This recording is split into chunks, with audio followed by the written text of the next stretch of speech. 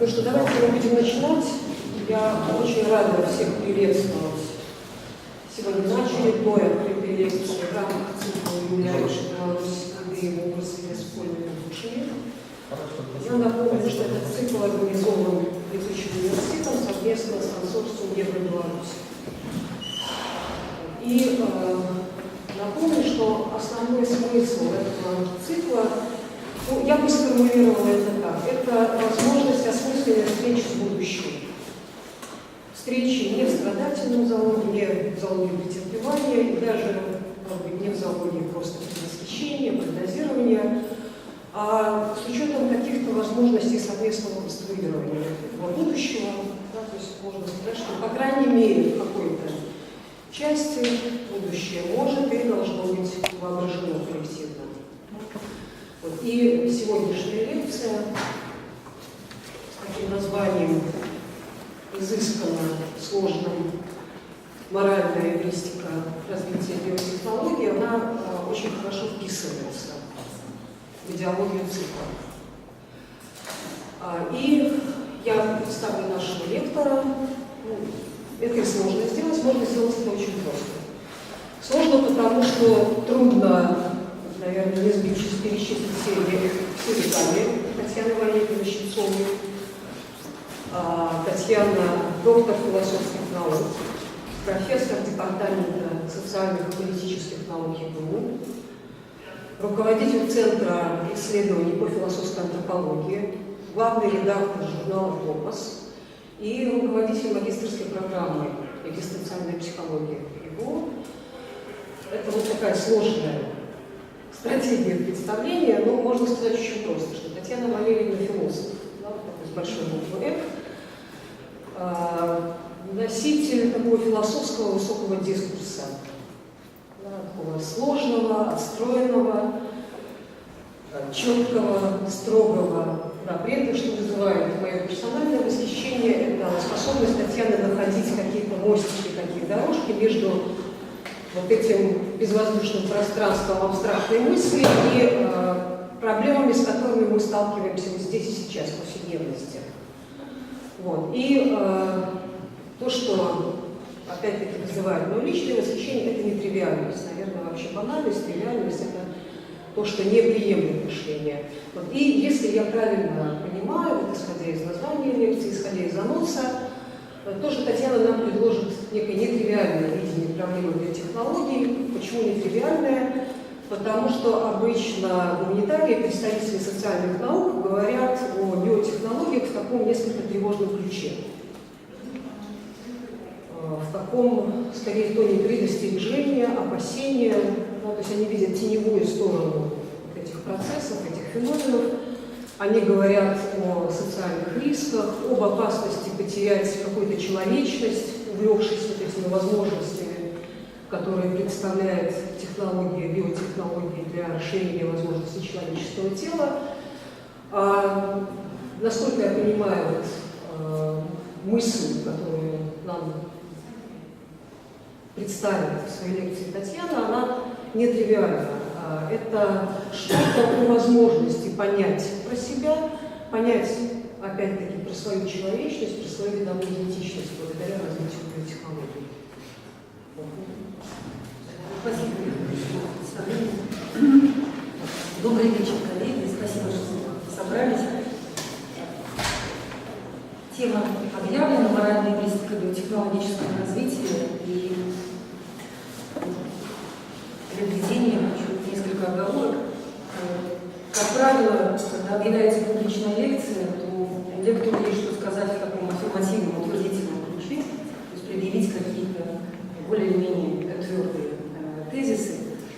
Вот в этом смысле сегодняшняя лекция не принадлежит такого рода формату, жанру или стилю. Я сегодня хочу выстроить какой-то круг рассуждений, которые предпринимаются с одной целью – выйти на некое рабочее предположение, которым я хочу поделиться. Вот. И в этом смысле я должна заранее предупредить, что в завершении лекции, видимо, всех нас ждет меня в первую очередь некое состояние неопределенности, потому что речь идет о предположении. Еще одна оговорка, поскольку в названии это заявлено Под биотехнологиями в рамках лекции будут пониматься те биотехнологии, объектом, при которых объектом вмешательства выступает сам человек. И даже более специально примеры приводить, цитаты, фрагменты литературы или какой-то эмпирический материал. Как правило, речь идет идти или о генной инженерии, или о репродуктивных технологиях, в том числе о репродуктивном планировании, то, как это обсуждается в литературе. Точка отправления для сегодняшней лекции – это некоторая базовая констатация, которая сегодня представлена в литературе, и она заключается в следующем. Многие новейшие биотехнологии вступают в противоречие с нашим традиционным самопониманием и тем самым ставят его под вопрос, проблематизируют. И мейнстрим в литературе в этом отношении заключается в разного рода попытках отрефлексировать эту ситуацию. Как-то защитить или же определенным образом скорректировать сложившееся в европейской культуре понятие о человеке, как моральном субъекте, а также просчитать и проанализировать последствия вынужденного пересмотра этого понятия. Сегодня в рамках этой лекции я предлагаю попробовать прочитать самые разные дискуссии, самые разные высказывания и позиции, в первую очередь философские, просто с иным прицелом. Мне кажется, что есть достаточно оснований для того, чтобы читать в другом направлении ту литературу, которая имеется на сегодняшний день. На мой взгляд, то есть каков этот прицел, на мой взгляд, развитие биотехнологий сегодня позволяет опознать несколько важных моментов в традиционном самопонимании, которые раньше оставались в тени, не тематизировались. Речь идет о том, что характер определенных биотехнологических интервенций таков, что они выводят на первый план, выявляют неотрефлексированные предпосылки и скрытые импликации нашего привычного морального самопонимания, понимания себя как моральных субъектов. Сегодня я попытаюсь обозначить эти предпосылки и определенные импликации, но по меньшей мере еще выясним. В плане последовательности представления материала я выйду сначала на одну значимую предпосылку, а потом, отталкиваясь от нее, остановлюсь на двух открытиях и импликациях, которые сегодня выходят на первый план и заслуживают, на мой взгляд, внимания. Когда мы сделаем это, то есть когда мы эти шаги пройдем, это, я надеюсь, в результате этого должно приоткрыться, что по большому счету сегодня речь идет не о переутверждении или не о новой редакции концепта морального субъекта, а в первую очередь о переопределении сакрального. На повестке новое определение сакрального, соответственно, некий новый опыт сакрального. Задача лекции в этом смысле – это наметить направление поиска, как-то намекнуть, указать в эту сторону. Основной тезис, если отталкиваться от названия, заключается тогда в том, что моральная эвристика современного биотехнологического развития в том заключается, что она позволяет в этом смысле рассмотреть некую новую перспективу, которая кажется мне промыслом, да, обещающей в отношении.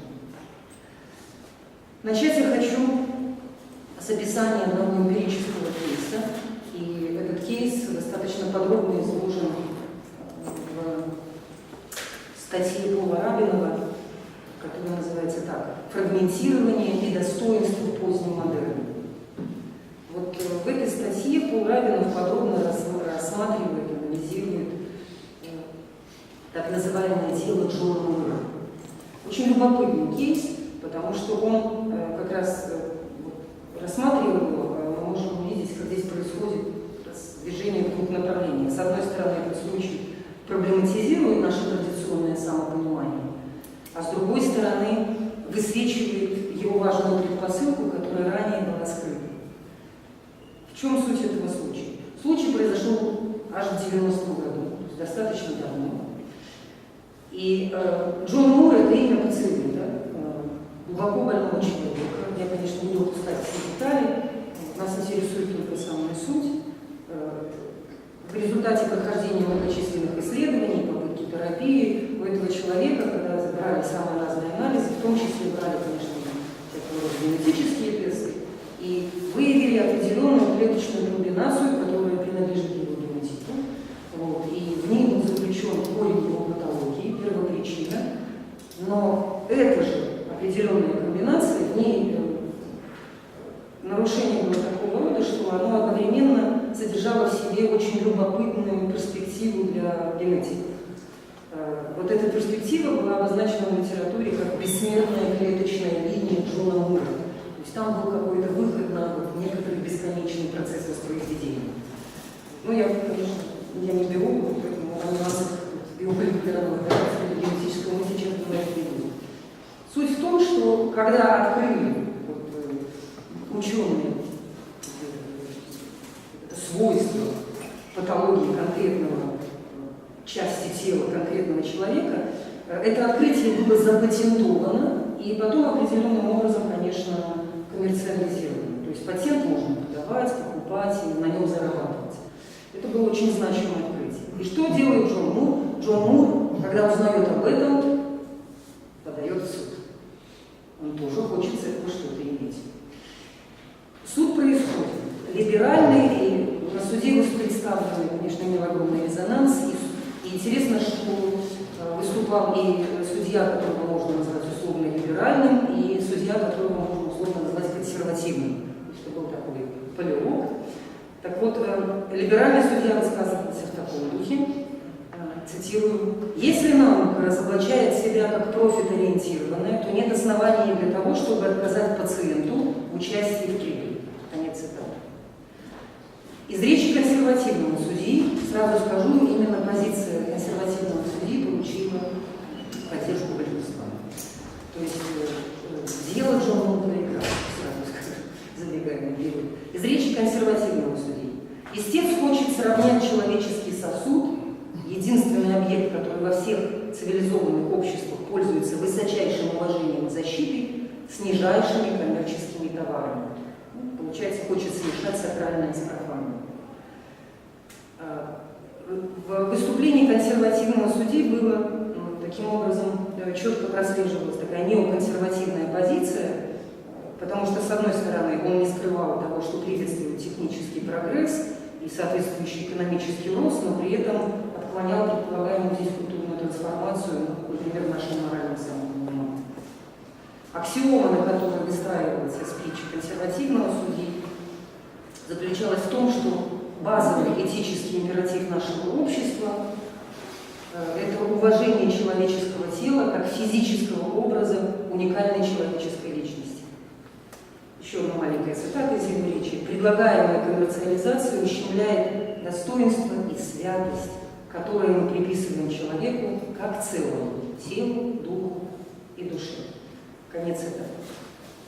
Вот этой аксиоме, на которой основывается, в итоге на которой основывается заключение суда, противостоит, конечно, самым, можно сказать, вопиющим образом совершенно определенный факт.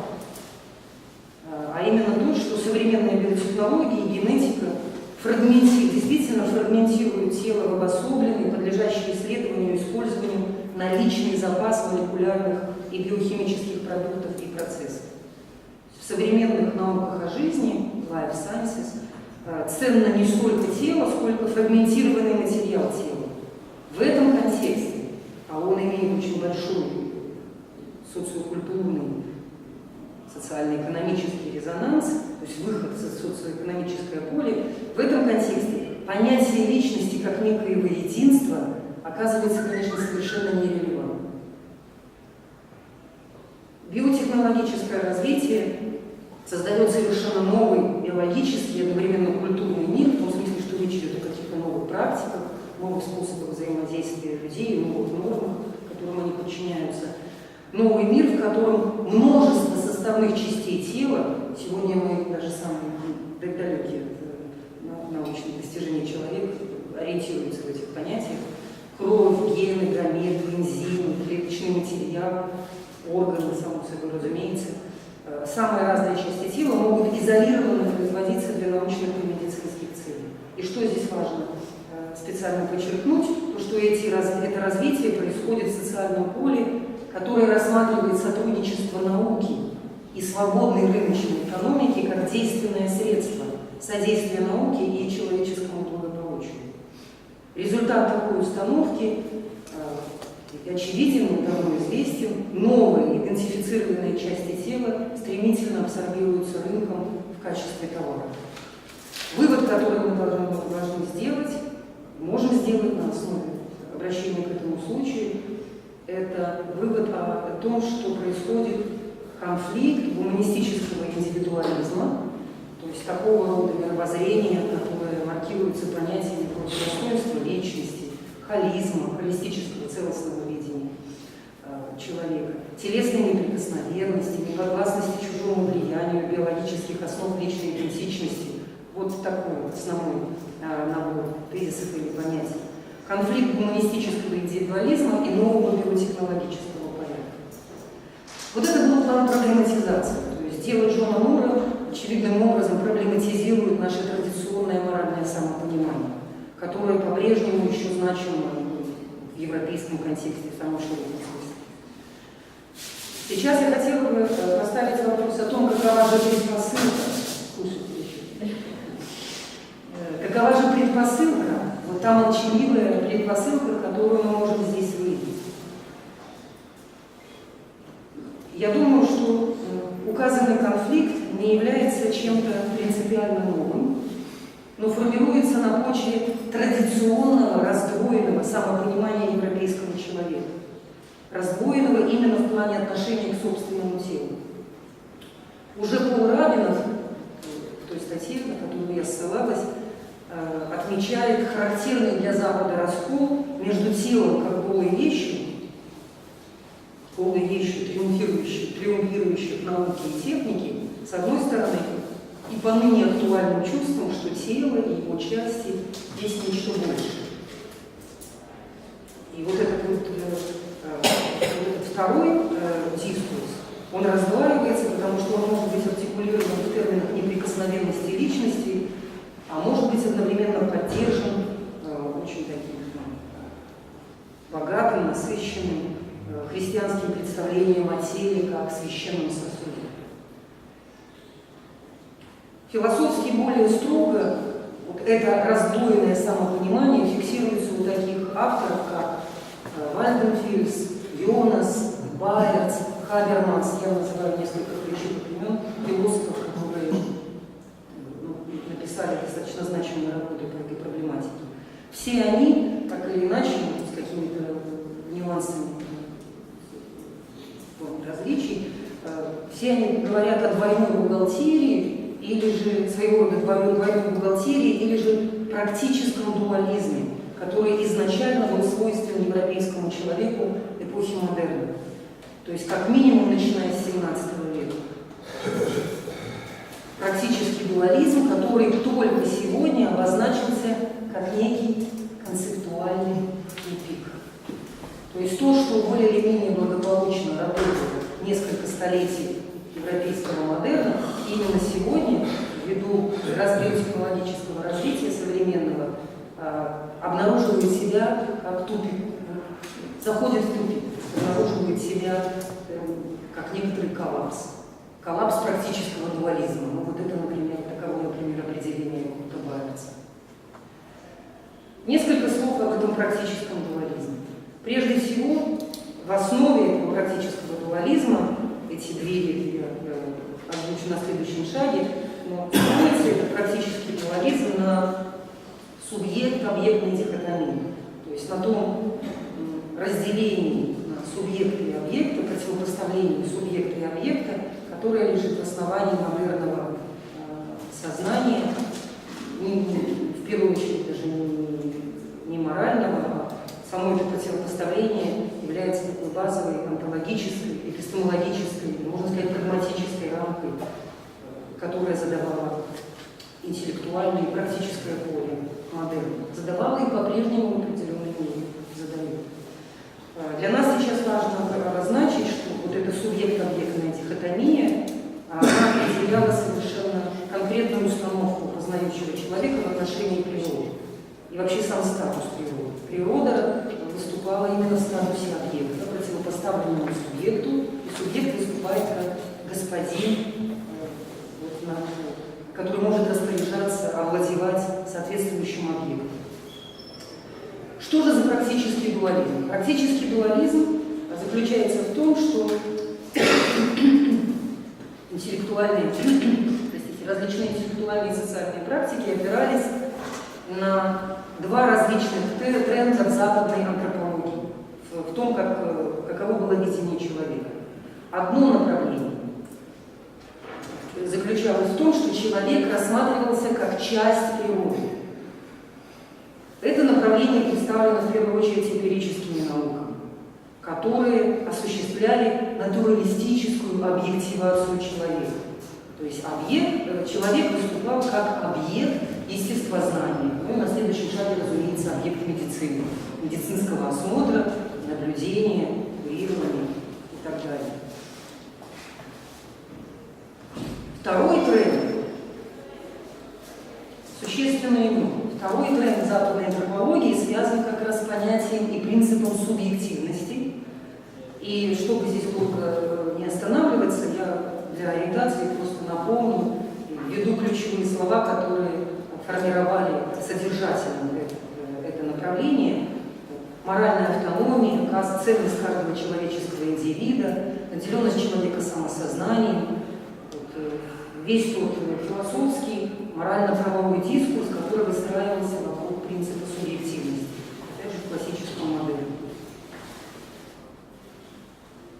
Что происходит в современную эпоху, в эпоху развития новейших биотехнологий? Генные технологии, клонирование, знаменитую антикудоли, технологическое вмешательство в сферу репродукции, все эти инновации, безусловно, можно рассматривать как продолжение первого, разворачивание первого направления, первого тренда. То есть продолжение натурализации человека, продолжение вписывания человека в объективный порядок природы.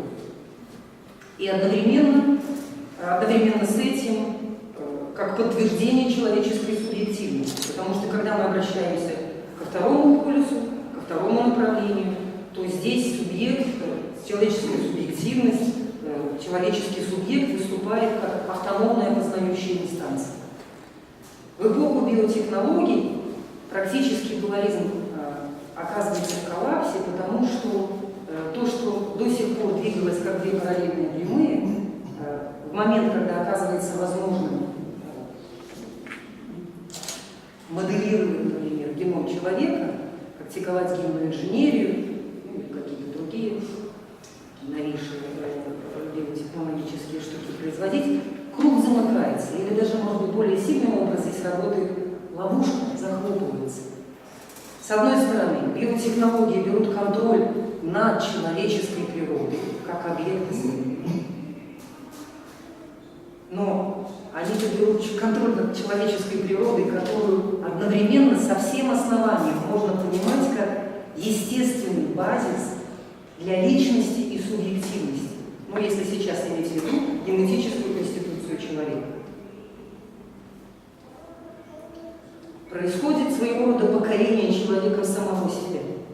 То есть в эпоху биотехнологий научно-технологический прогресс, с одной стороны, утверждает субъективность, познание продвигается дальше, и одновременно подрывает ее, подрывает как воплощенную субъективность в основании личностного достоинства, которое лежит в том числе генетическая конституция каждой конкретной личности. Вот эта ситуация и опознается как коллапс. И с одной стороны мы опознаем этот коллапс, с другой стороны я хочу обратить внимание на то, что благодаря этому мы можем также констатировать определенного рода открытие, которое мы делаем постфактум. В чем это открытие заключается? Обращение биотехнологий на материальный базис человеческой субъективности выявляет, что в основании европейского морального самосознания, европейского гуманизма лежит сакрализация собственной телесной природы. Мы на этом ряде сейчас немножечко подробнее остановимся. есть коллапс практического дуализма выявляет то, что в европейском, в моральном самосознании европейского человека работа по умолчанию.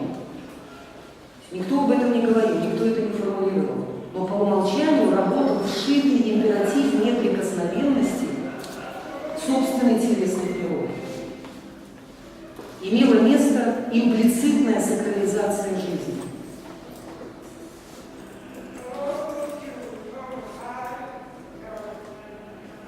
Соответственно, современные тревоги и страхи, которые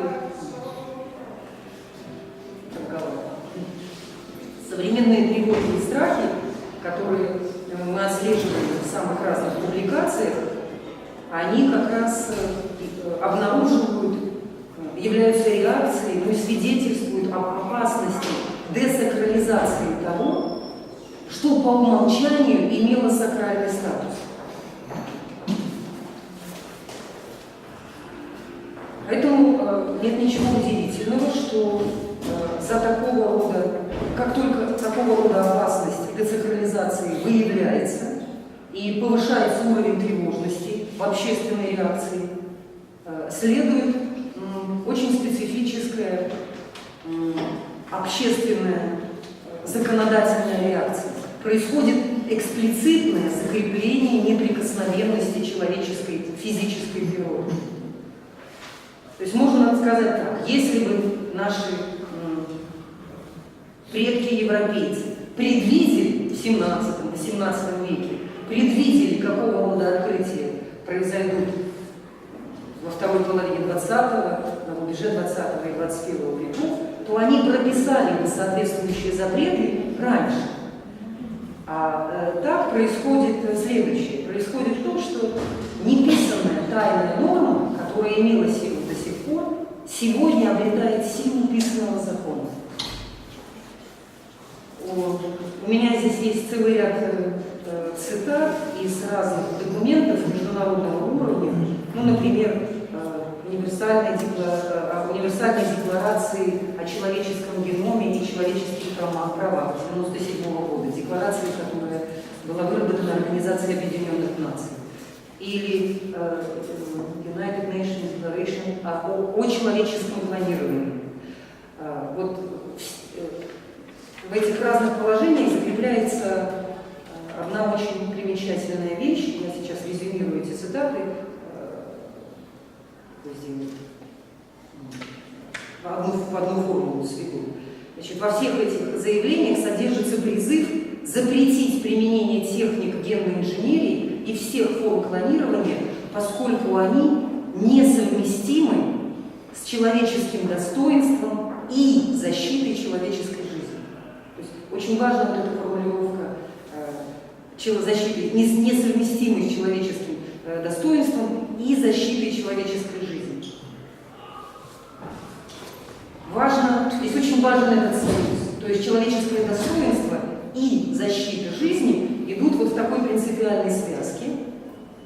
При этом, снова в режиме такого контрфактического сопротивления, старой доброй работе такого рода аксиом, сегодня мы обнаруживаем достаточно оснований для того, чтобы сказать, что эта связка, и при том, что она закрепляется реактивно на уровне международных законодательных актов и призывов, сегодня эта связка не гарантирована. Например, если мы посмотрим, какое сегодня существует законодательство в отношении исследования на эмбрионах, то единственная страна, которая последовательно этой связке следует, простите за тавтологию, удерживает этот союз и достоинство, и сохранение жизни, пока единственная страна – это Германия. Вот так, очень строго. В большинстве же других европейских стран, в частности в Дании, Великобритании, законодательство в этом отношении намного более либеральное. То есть связка, она разъезжается, не удерживается. Еще одно такое уже дискурсивное подтверждение того, что связка сегодня не удерживается, это господствующая позиция в академических и общественных дискуссиях по биоэтике, которая формулируется очень характерно. сама формула говорит сама за себя. Или за доктрину святости жизни, или против этой доктрины. Ну, если за доктрину святости жизни, это значит против абортов, репродуктивной медицины, активной и пассивной помощи в умирании, против клонирования и, конечно, против эмбриональных исследований. Если же против доктрины святости жизни, то вот нету таких субстанциальных препятствий для того, чтобы двигаться, давать добро на соответствующие исследования и практики. Очень есть очень показательная формулировка такого развлечения. На английском она звучит вот этих расхождений, да, союза на прямо противоположные позиции. В английском она звучит как противопоставление позиций pro-life и pro-choice, то есть за жизнь и за выбор. То есть, чисто дискурсивно это очень показательно, потому что вместо «и», которые все еще пытаются удерживать европейские наднациональные законодательные всякого рода акты и декларации, в реальности сегодня мы уже имеем дело не с «и», а с «или-и». Или pro-life, или pro-choice. То есть так, например, формируется дискуссионное поле по целому ряду вопросов, связанных с применением и развитием тех или иных биотехнологий, касающихся человека. Лейтмотив современных дискуссий по этому поводу таков. Признание, пожалуй, действительно самая такая наиболее актуальная современная позиция в этой связи, потому что оппозиция pro-life сформировалась достаточно давно, но если посмотреть более недавние публикации, то лейтмотив заключается в следующем. Признание святости жизни может быть обосновано только религиозно, и потому такое учение непригодно в качестве общеобязательной морали секулярного общества. То есть предполагается, что это вопрос индивидуальной веры, индивидуальных религиозных убеждений, что я воспринимаю как неприкосновенное, как сакральное.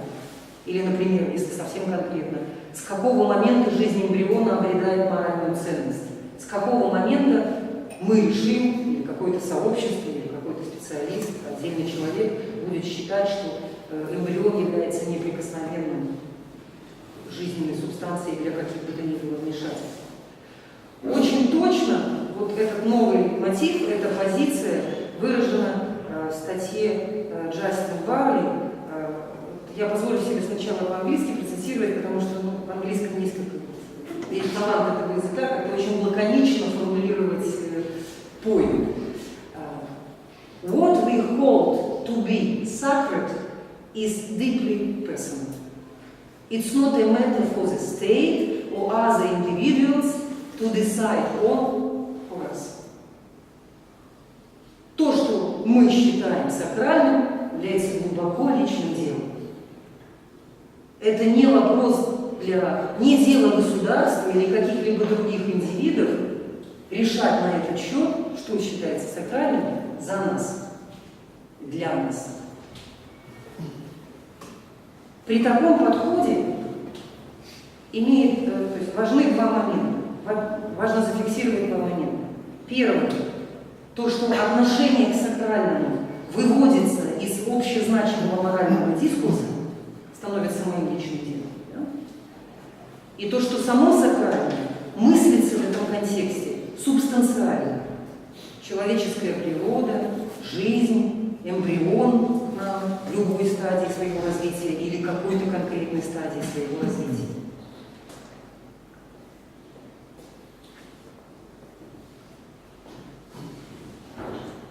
Вот зафиксировав такого рода подход, который задает тон в современных дискуссиях, и вот как представляется современная секулярная оценка ситуации в публичном, а так и научном дискурсе, я хотела бы перейти ко второму важному открытию, которое мы можем сделать, продолжая двигаться вслед тому, о чем мы говорили в связи с практическим дуализмом. Мы зафиксировали коллапс практического дуализма, зафиксировали одно важное открытие, которое мы делаем постфактум, а именно мы обнаруживаем, что был вшитый императив святости и неприкосновенности физического аспекта, физического измерения человеческой личности. Вот, и мы это открытие делаем сегодня постфактум. Сейчас я хотела бы обратиться ко второму открытию, которое можно здесь сделать, то есть продолжая двигаться в том же русле. И вот это второе открытие, оно обнаруживается, тоже для этого есть достаточно оснований или намеков, по меньшей мере, таких сильных указаний в современной литературе, но делается это в связи с обсуждением морально-этических проблем генного дизайна и репродуктивного клонирования. То есть вот эти практики сейчас у нас в фокусе находятся. Что же это за второе открытие? Второе открытие заключается в следующем. Моральное сознание модерна, опять же, по умолчанию основывалось на случайности происхождения человека, спонтанности его возникновения, спонтанности его пренатального генезиса. Вот как это открытие формулируется, или его содержание формулируется у Хабермаса. Цитирую. Хабермас — это такой достаточно сложный язык, но я думаю, что мы сможем разобраться в сути дела. Значит, Хабермас пишет: «Бытие личности самой собой требует наличия некоего исходного пункта, находящегося по ту сторону традиций и интеракционных взаимосвязей образовательного процесса, в котором личная идентичность прежде всего и формируется жизненно-исторически». Конец цитаты. Повторять я не буду, сейчас попробую сказать по-русски. Это был перевод немецкого текста, попробую опять по-русски и с какими-то акцентами, которые мне кажутся очень значимыми, но и с определенным прицелом. То есть речь идет о том, что случайность, естественность зарождения человека, сейчас мы можем сказать случайность формирования его генетической конституции, является условием возможности свободного саморазвития личности по факту рождения. Человек рождается, его развитие происходит в режиме социализации. То, что Хабермас называет образовательным процессом. Да? Интеракционные взаимосвязи образовательного процесса. Такой вот сложный оборот. И все это в определенном, конечно, поле культурных традиций происходит, ну и так далее. Нас интересует именно этот узелочек, то, что случайность зарождения человека рассматривается как условие возможности свободного саморазвития личности. Если говорить непосредственно о генетическом дизайне, возможности генной инженерии заниматься какой-то комбинаторикой, чтобы определять генетическую конституцию человека, то другой достаточно известный либеральный философ Дворкин, он говорит, что в этом случае, в случае гендизайна, произойдет изменение всей структуры морального опыта. И имеет в виду он, в общем-то, то же самое, что имеет в виду и Хабермас. Так как произойдет, пишет Дворкин, цитирую, смещение границы между случайностью и свободным решением, лежащей в основе наших ценностных масштабов. Что здесь обнаруживается? Обнаруживается во всех этих новых дискуссиях, обнаруживается, что последним основанием нашего морального самосознания, классического, да, модерна, которое мы так или иначе транслируем и унаследовали, последним основанием нашего морального самосознания до сих пор по умолчанию было то, что исходный пункт человека должен находиться по ту сторону человеческого порядка. Вот это очень важно. Потусторонность человеческому порядку. Должен быть неким, пишет Хабермас, лишенным подчиненности началу. Так же, как это было и в случае с первым открытием, в случае со вторым открытием, реактивно, оно тоже закрепляется в соответствующих документах, по меньшей мере, европейского уровня. В 1982 году Европарламент, статья 2 и 3 Европейской конвенции о правах человека предлагает такие формулировки, которые в том числе закрепляют, включают право на геном, который не был искусственно сманипулирован.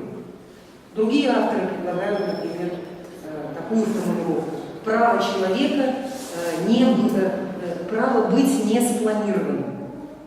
Еще один синонимичный оборот.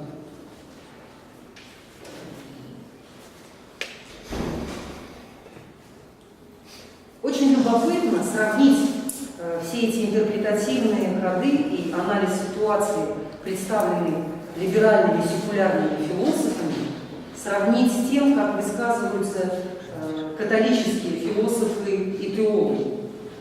Здесь обнаруживается удивительное единодушие с либеральными секулярными философами. Приведу один пример.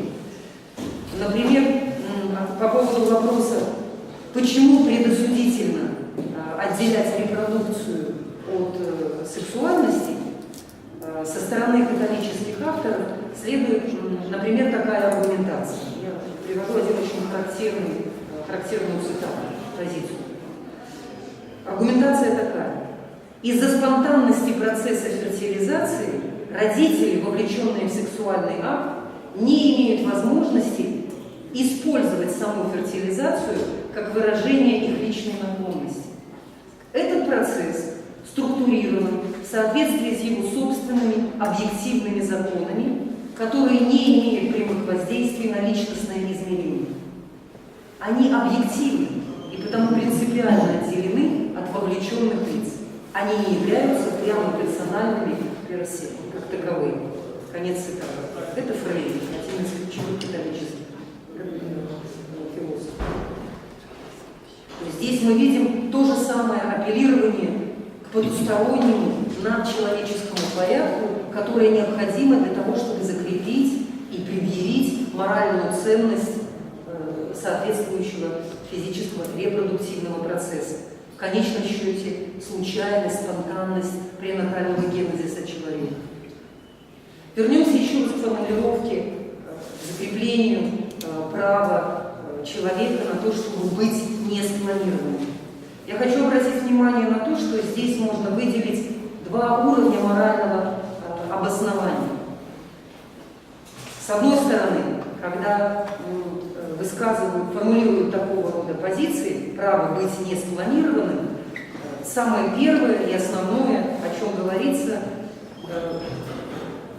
о том, что такого рода формулировки необходимы, и принципы, императивы необходимы для того, чтобы воспрепятствовать инструментализации человеческой личности. Но сейчас, в контексте того, что было сказано ранее, можно предположить, что это, так фигурально выражаясь, не вся правда. Можно и нужно задать вопрос, почему или же ради чего мы выступаем против инструментализации. То есть каково то, ради чего, которое движет европейскими интеллектуалами и законотворцами, когда они выходят на такого рода нормотворчество. Традиционно ответом на это «ради чего» было «ради человеческого достоинства». И это было, так сказать, последний рубикон, последнее слово, последний концепт, в который упиралось европейское моральное сознание. В свете всего вышесказанного сейчас мы уже не можем ограничиться этим ответом. И определенную подсказку и какое-то основание двигаться дальше мы можем найти у Хабермаса, потому что Хабермас добавляет к этому дискурсу достоинства один очень важный акцент. Он говорит о том, что не просто наше личностное достоинство коренится в случайности пренатального генезиса. Вот мы не можем ограничиться такого рода констатацией. Речь идет о том, что наше достоинство, как креативных субъектов, коренится в случайности пренатального генезиса. То есть, чтобы утверждать себя как новатора, нужно, чтобы твое собственное возникновение было чем-то потусторонним. улавливаете, да? Чтобы или самореализовываться как творцу, нужно, чтобы твое собственное возникновение было чем-то потусторонним, принадлежало надчеловеческому порядку, было природной случайностью. И вот в этом рассуждении Хабермас уже как-то ближе приближается к тому, к чему я приближаюсь вместе со своей лекцией. И сейчас мы выходим на такую финишную прямую этих моих рассуждений и помочь поставить такую важную не точку, а наоборот, предложить формулировку, которая как раз открывает, на мой взгляд, определенную перспективу, помогает вот, не столько Хабермас, сколько Ханс Йонас. В рамках критики репродуктивного планирования Йонас рассуждает примерно следующим образом.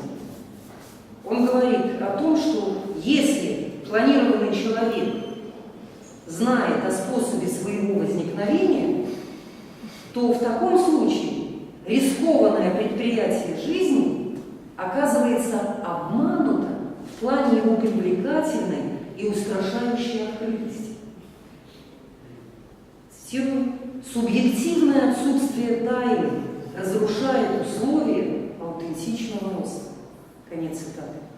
В этой связи для возможных планированных личностей Йонас заявляет о необходимости того, чтобы утвердить для них право, экзистенциальное право на незнание.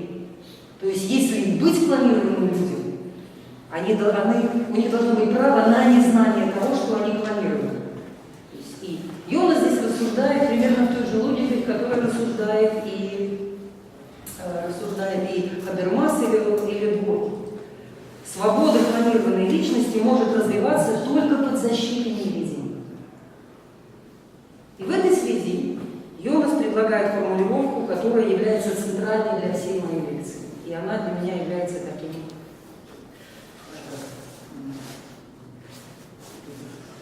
не приходит нужный образ, какой-то надежду дает, да, открывает какую-то перспективу. Звучит эта формулировка следующим образом. Уважай право всякой человеческой жизни найти свой собственный путь и быть для самого себя удивлением. Примечательно, что Хилари Паттон в совсем другой работе, немножко по другому поводу, на другом эмпирическом материале, отзовется на это высказывание Йонаса утверждением права ребенка быть сюрпризом для своих родителей. Созвучное высказывание. Но я вернусь к утверждению Йонаса, новому императиву. Уважай право всякой человеческой жизни быть для самого себя удивлением. Быть для себя удивлением. Я хочу обратить внимание на то, что здесь мы имеем дело совершенно с существенно новым принципом субъективности. Традиционно принцип субъективности в европейском интеллектуальном, философском контексте осмыслялся, мы сегодня об этом уже несколько раз упоминали, осмыслялся в терминах достоинства человека как существа, способного к разумному самозаконодательству, автономии. Здесь же мы выходим на какую-то совершенно иную возможность, иное понимание, совершенно иную интуицию. То, что наперед придает ценность автономии, это возможность быть для самого себя удивлением. Соответственно, удивление, если держаться самого этого опыта, показаний, удивление имеет место за рамками концепта субъекта, понимаемого в терминах самоопределения и самообоснования. Удивиться самому себе – это значит быть для себя открытием, быть сюрпризом для самого себя. Удивиться самому себе – это предполагает, что в опыте субъективности есть или должно быть, или может быть некое извне, некая экстериорность, то есть какое-то измерение, которое располагается вне автономией воли, вне или до распорядительного права субъекта. Это, конечно, очень хрупкая и очень тонкая нить, но мне кажется, что если ее держать и с ней поработать, то она является действительно очень промысел. Главное попытаться промыслить вот этот ход радикально и максимально последовательно. Я думаю, что здесь есть выход на новую феноменологию опыта субъективности. Когда мы держимся вот этого показания, этого опыта удивления, возможности удивиться самому себе, то мы точно имеем дело не с авторокичным субъектом. Ну, это одно из определений классического представления о субъекте. Быть авторокичным, автарки, это значит, когда субъект понимается таким образом, что он сам является собственным истоком, самозаконодательством. Если мы уже не имеем дела с такого рода типом субъекта, то это означает, это логически неизбежно, это означает, что мы уходим от классической дихотомии, при которой субъект противостоит природе как объекту. То есть уходим от той самой парадигмы модерна, которую мы чуть ранее представили как парадигму господства. В этой связи можно и нужно говорить о том, что удивление является опытом субъективации, который имеет характер откровения. Я хочу подчеркнуть, что когда использую слово «откровение», речь здесь идет о выявлении, описании определенной структуры самого этого опыта. Удивиться самому себе. То есть речь идет об обозначении измерения и описании, которое разворачивается вне или до каких бы то ни было конфессиональных интерпретаций такого рода понятий. Соответственно, возвращаясь к названию лекции «Моральная эвристика биотехнологического развития», я могу сделать вывод о том, что сегодня мы можем действительно отслеживать актуальное смещение в нашем моральном самопонимании. Смещение такого рода, когда на первом плане уже все больше оказывается не автономия, как генеральный концепт, под знаменем которого развивалась европейская традиция несколько столетий, на первом плане оказывается все больше не автономия, а эпифания, при которой субъективность открывается самой себе как некий счастливый дар и как таковая находится вне онтологической рамки, где природа противопоставлена субъекту как объект нормативный. На этом я завершаю. Спасибо. Может быть, нам начать с вопросов по пониманию, уточнения, если таковые есть. Да, есть. Скажите, пожалуйста, вот во всем докладе здесь не отражалось один момент, это коммерциализация. Наверное, коммерциализация данной деятельности. То есть, по сути дела, когда речь идет о законодательстве, то, наверное, прежде всего всех законодателей беспокоит вопрос собственности, вопрос патентов и так далее. То есть, что с этого можно поиметь? Потому что вопрос души, принадлежности человека самому себе, она совершенно спокойно нарушается и без всякой генетической, так скажем, подоплеки. То есть здесь вопросы, они как бы могут быть разнесены. Одно дело мораль, а другое дело коммерция. Спасибо за вопрос, скорее комментарий, но как раз этот вопрос, связанный с коммерциализацией, я к нему обращалась, когда мы рассматривали в самом начале дело Джона Мура. Собственно, мы с этого начинали. Начинали с того, что именно вследствие того, что сегодня биотехнологическое развитие осуществляется в прямой связи с измерением рынка, что что всякие новые технологии, они сегодня продвигаются и даже инициируются, имея в виду возможное патентование и продвижение на рынке.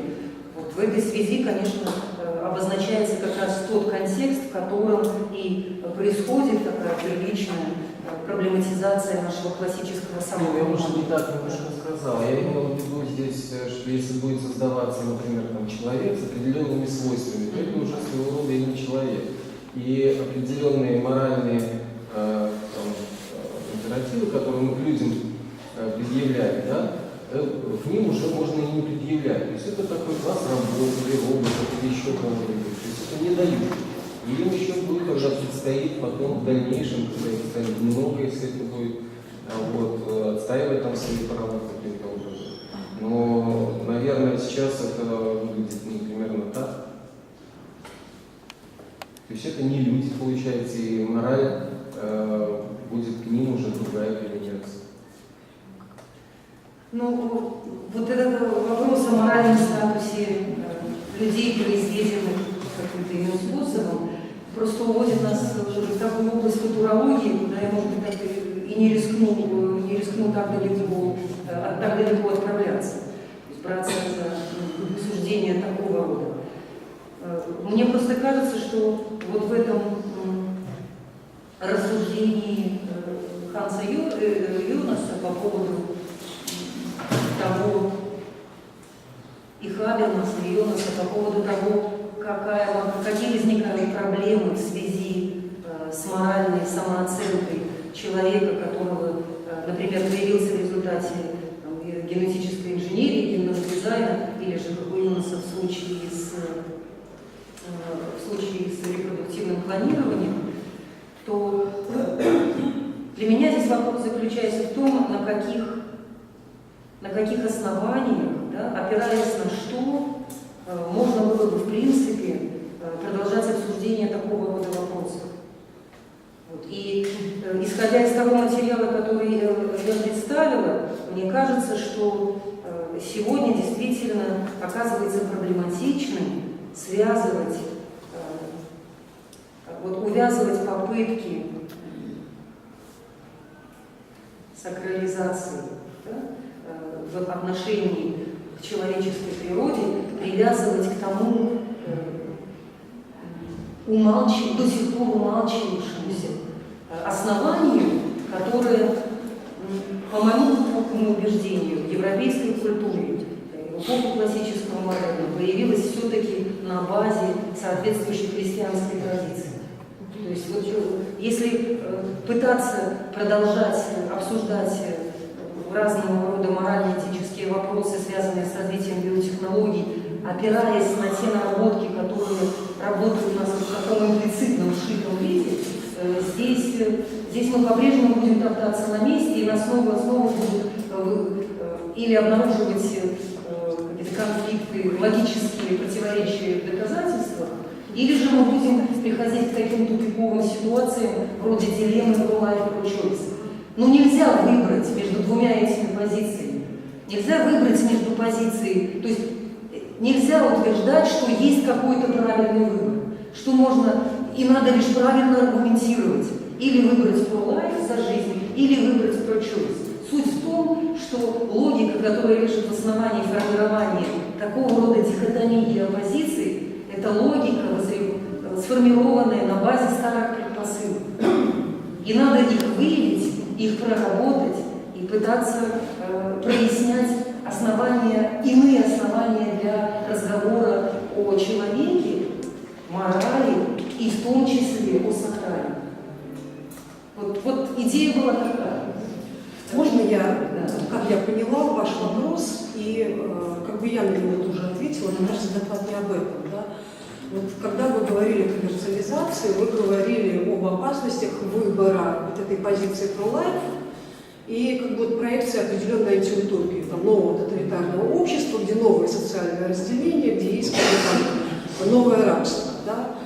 Выбор позиции pro-life, он тоже предполагает многочисленные политические, идеологические использования. То есть замечательная русская православная церковь, это тоже можно прекрасно использовать с тем, чтобы любая церковь, да, ограничить, например, права женщин. Но доклад не об этом, я так понимаю, правильно, Татьяна, не о конкретных там, политических, идеологических использованиях вот этих вот опций, а в том, чтобы заглянуть в корень, вот именно высветить вот эти основания, не философские основания, касающиеся понимания субъекта.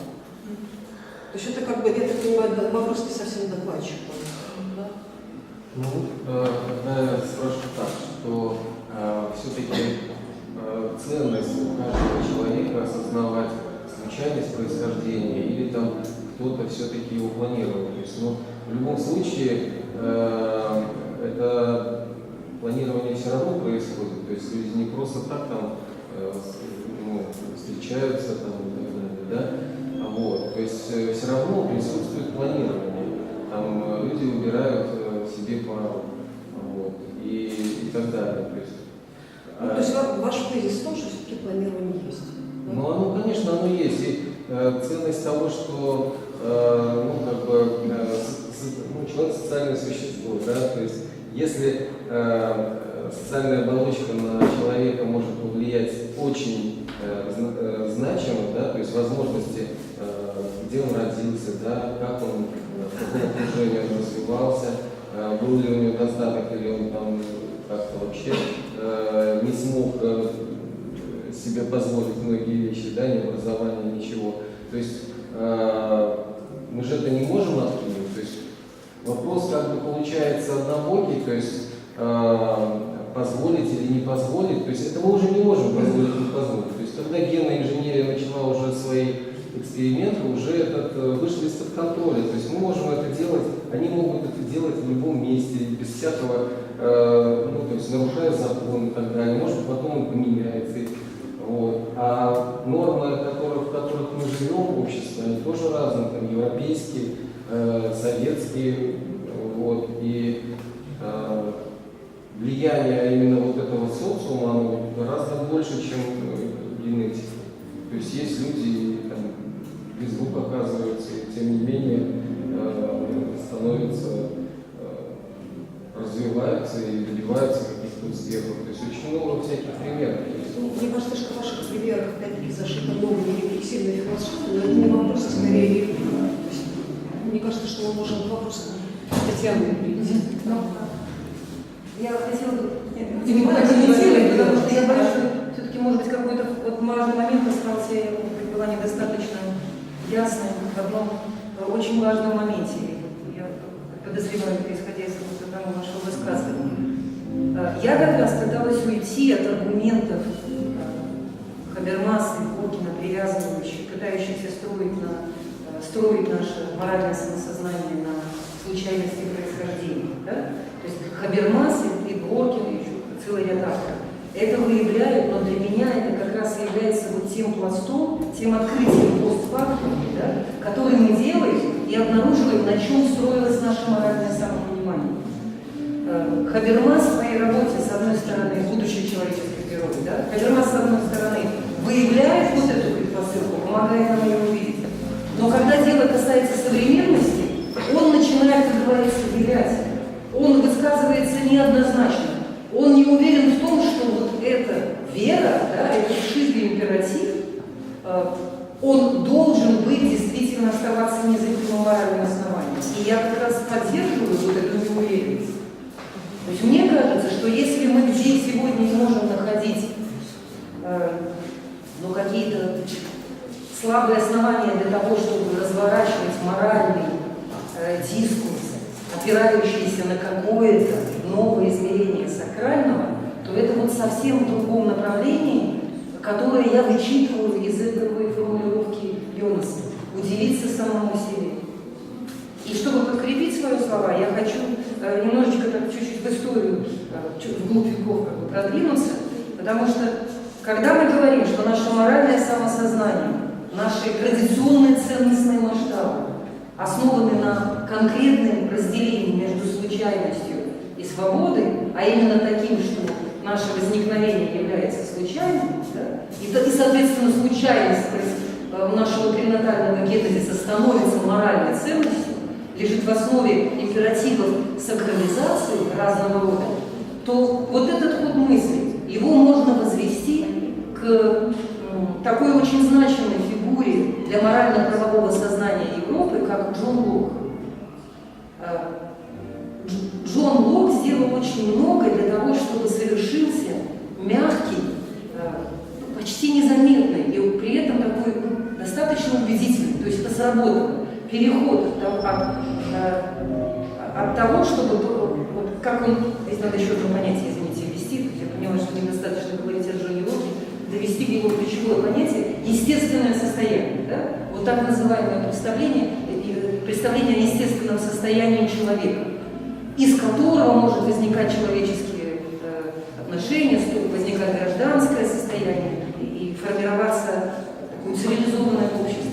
Так вот, то, как Лок трактует естественное состояние человека, здесь он обеспечивает переход от сакральности как сотворенности, потому что Лок, в отличие от Гоббса, был верующим человеком, переход от сакральности как сотворенности к сакральности как моральной неприкосновенности.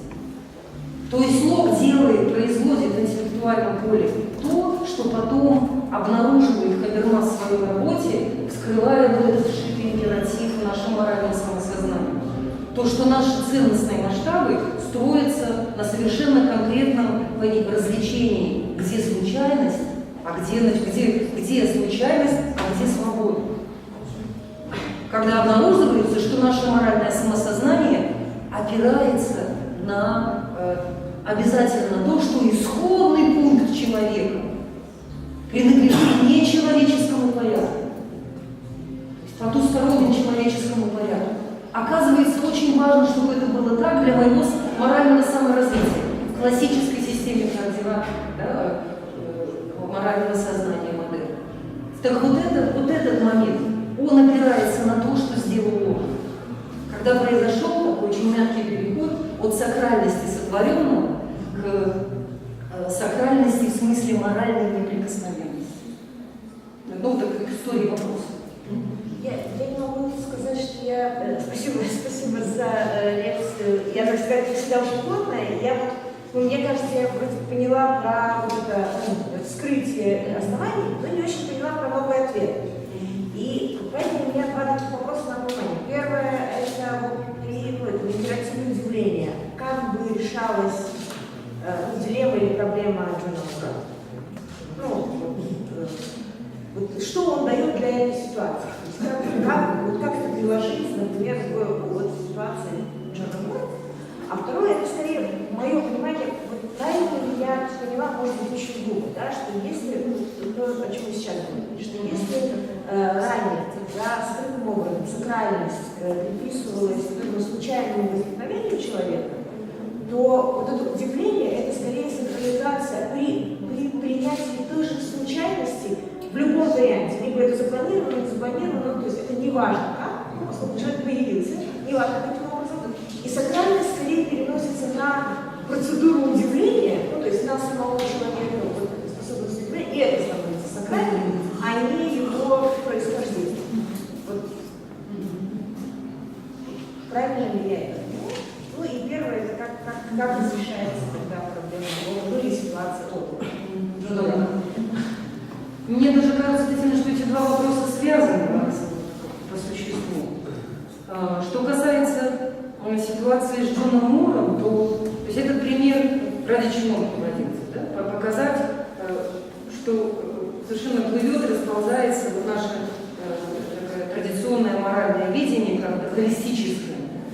Когда, то есть действительно наше моральное самопонимание, оно как-то теряет почву под ногами, когда части генетического материала, оказывается, можно выставлять на продажу, совсем грубо выражаясь. Но и тут, конечно, появляются страхи, тревога и соответствующие какие-то попытки не реванша, какая-то реакция или некий реванш. Но дело в том, что тревоги и страхи, они связаны с тем, что привязаны к этому холистическому видению, привязаны к тому, что место для сакрального в моральном самосознании, а на мой взгляд без этого никак, даже в секулярном мире, просто о сакральном можно говорить по-разному, да? Так вот, традиционное представление выстроено таким образом, что место для сакрального обнаруживается только в том случае, если мы исходим из холистического видения. Да? И в этом смысле мне кажется, что надо понимать, что такого рода обоснование человека действительно является вопросом определенного исторического периода. То есть у него в новой перспективе вообще не должно было бы возникнуть проблем, да? Да. Это в том случае, если будет выстроено новое моральное самосознание, но для меня возможность выстраивания нового морального самосознания, ну какого-то радикального, да, связана именно с нащупыванием нового измерения отношения к сакральному. В плане такого, феноменологии опыта субъективности для меня здесь связка такова. И в этом смысле это тоже урок и опыт Европы. Моральное самосознание, если оно формулировалось в античности, в средневековье, в новое время, формулирование морального самосознания всегда предполагает отношение к сакральному. Просто оно обозначается по-разному. И вот если эту связку удерживать в поле зрения, тогда проблема как-то по-другому, да, открывается. То есть речь не в том, чтобы подвергнуть какой-то косметической, такой дискурсивной пересмотру старой концепции субъекта, а речь идет по гамбургскому счету о том, чтобы выстраивать, прокладывать путь вот каким-то, не знаю, интуициям, росткам, которые сегодня из самых разных сторон просматриваются в плане другого проговаривания опыта сакрального. Для меня очень важно является эта связь морального самосознания и отношения к сакральному. Не знаю, где ответила. И, в общем-то, в этом же плане, то есть это же то есть почти то же самое можно повторить и для второго вопроса. Ну, то есть очевидно, что это сакральное лежит в каком-то другом месте. Вы сказать не можете, просто вопрос в том, что оно должно быть перенесено вот с этой связки случайно появившегося человека и его самосознания. Ну, не просто перенесена с одного места на другое, да, а здесь даже идет о ином способе его разворачивания.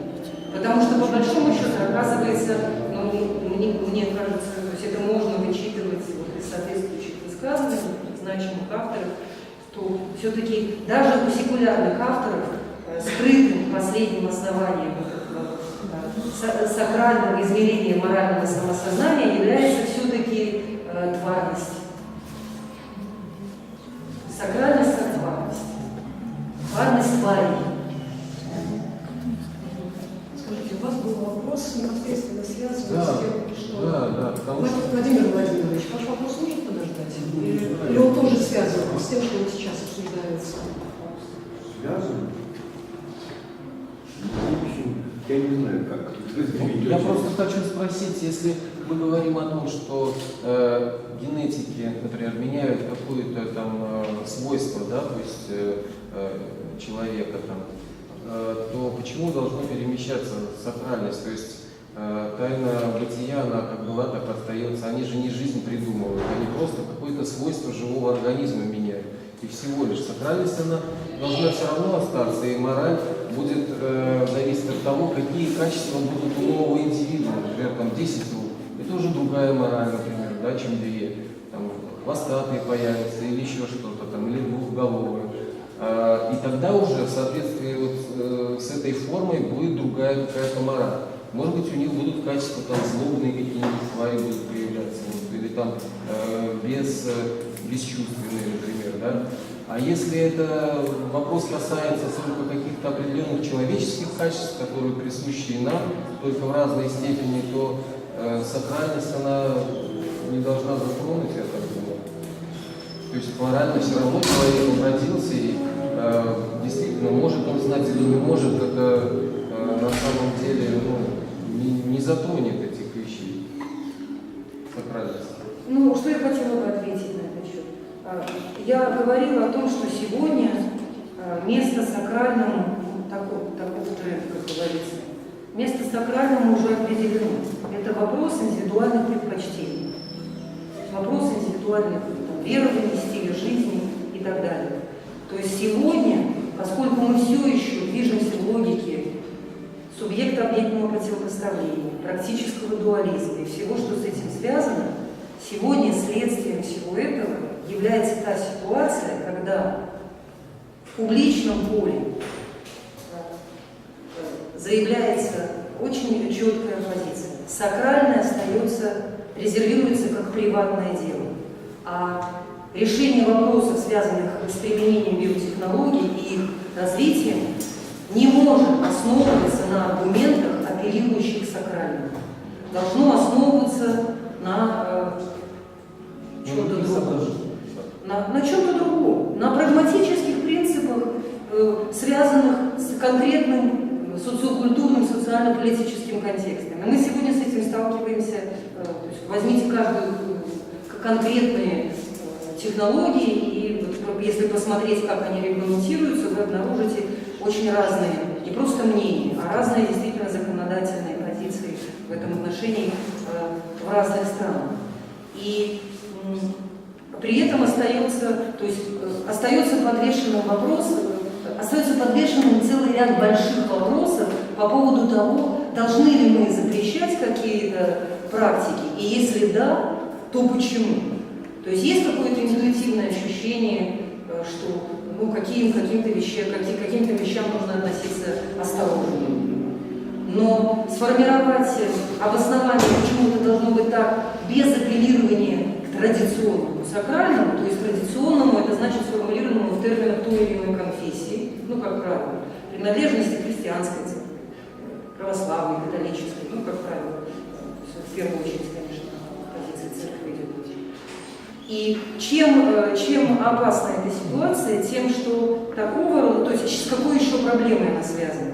Она еще связана с той проблемой, что при таком положении дел, вот тот самый практический дуализм, о котором мы немного говорили, он ведь продолжает работать еще и в другом поле. Потому что его можно сформулировать еще немножко в другом разрезе, а именно, и тоже об этом сегодня самые разные авторы по-разному пишут, что сегодня происходит такое поляризация, когда с одной стороны развивается дискурс прав человека, либеральный продолжает развиваться, отстаиваться либерально-демократических обществ, развивается дискурс прав человека, дифференцируется, делается все более таким изощренным, а с другой стороны, именно в связи с биотехнологиями развивается биополитическая рамка. Да?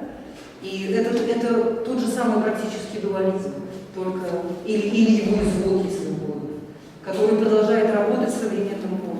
То есть мы имеем дело с тем, что те проблемы, какие-то и интеллектуальные, и практические тупики и зависания, с которыми мы сегодня сталкиваемся, очень часто, на мой взгляд, являются следствием того, что это продолжение работы той старой логики и старой цепочки обоснования и заземления морального опыта в определенном понимании сакрального, которое работало и было валидным в европейской культуре несколько столетий.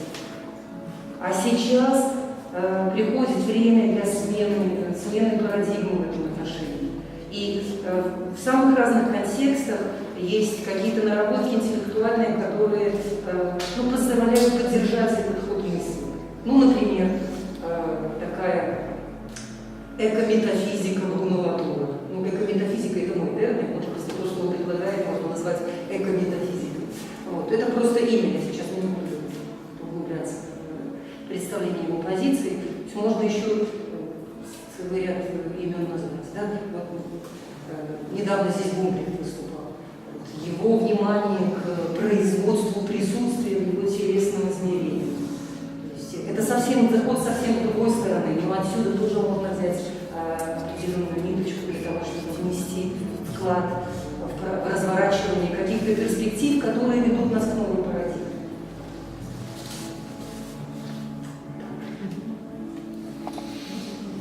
На самом деле мне с каждой вашей репликой все труднее задать вопрос.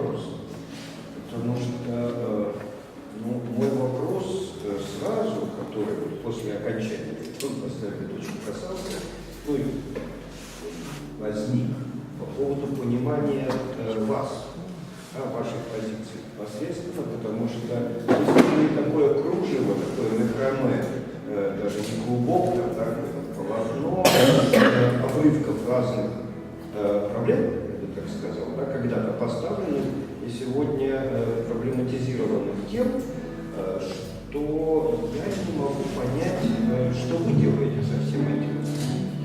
Потому что обозначив вот эти вот какие-то линии, да, связанные с биотехнологиями, сакральностью, моральными основаниями, поиском, я бы сказал, существа человеческого в разных заходах и подходах, поэтому вопрос был к этому. Но чем дальше вы отвечаете, я не знаю, как это спросить, получается. Правильно ли я понимаю, что у вас нету, ну скажем, отрицания биотехнологий в связи со всякого рода покушениями, которые в биотехнологиях просматриваются? То есть, ну да, наверное, надо прекращать. Правильно ли я понимаю, что у вас нет отрицания биотехнологий? Невозможно отрицать биотехнологии как таковые. Это просто определенные технологии. Но, ну, то есть как практика, да? Правильно ли я понимаю тогда, что вас беспокоит или напрягает изменение представления о человеческом, как собственно, имманентно человеческом в связи с биотехнологией? Ну да, так можно сказать, конечно. Правильно ли я понимаю, что, опять же, одной из точек напряжения, которая движет вами в этом рассуждении, является то, что уже не имманентное, а что-то внешнее по отношению к человеку оказывается недостаточным перед вызовами, которые ставят перед нами биотехнологии? Вот этот последний тезис мне не очень понятен. Ну, когда вы обращаетесь к сакральному, например, к поиску моральных оснований, признания человека ну, как бы моральным императивом, то оказывается, что те внешние ценности, или не знаю, внешние ориентиры, скажем, внешние рамки, типа трактовки того, что является сакральным, что не сакральным. Что является незыблемым, что ли, да? Вот все предшествующие мифологии, метафизики, которые давали нам опору для признания человека имманентной ценностью, они как бы размываются при развитии современных биотехнологий, но и не только технологий. Да, ну если это только меня немножко смущает внешние ценности. Ну, скажем, Бог, да, основание тварности. То есть наличие такого сотворенности. Да, сотворенность совершенно. Вот этот императив сотворенности, или даже не императив. Вне мирности или потусторонности какой-то, да? Да. И значит тогда искать, или, скажем, если мы ставим задачу себе разобраться с тем, как нам себя позиционировать, как нам себя ощущать в этом мире, который мы можем предполагать в связи с теми вызовами, которые несет в себе современный технологический мир, то искать надо, опять же, во внешних каких-то вещах. Ну, опять я вот говорю. Да, можно, теперь я уже понимаю, да, то есть в отношении какой-то экстериорности, какому-то, то есть иметь место какое-то, то есть должно быть произойти разворачивание нового измерения сакрального. Да. Но может быть тогда гипотетический вопрос, да, возникает в связи с этим. А может быть то новое существо, которое возникает в результате всех тех технологических манипуляций, комплекса технологических манипуляций, которые возникают. является тем иным, по отношению к которому мы не можем выстраивать идентичность нового человека. Проблема в том, что мы совершенно не можем говорить о том, что это за новое существо. Это как? Границы не можем. Это все равно, что сказать И «икс». еще старое существо или уже новое, если как бы, у вас половина самого заменена? Но смотрите, ведь раньше, если не брать даже философию или религию, так, даже в воображении, в художественной литературе это не мешало выстраивать гипотетические, утопические или антиутопические формы поиска таких отношений. Так. Ну, скажем, гомункулюс в его там художественных воплощениях. Франкенштейн, Голем там, и так далее, и так далее. Да. Люди выстраивают по отношению к нему какое-то там отношение. Да. Если мы возьмем Вернона с решением вопроса, люди или не люди, там найденное племя какое-то, да, когда пытаются определить иного, не человека, но равно человечеству.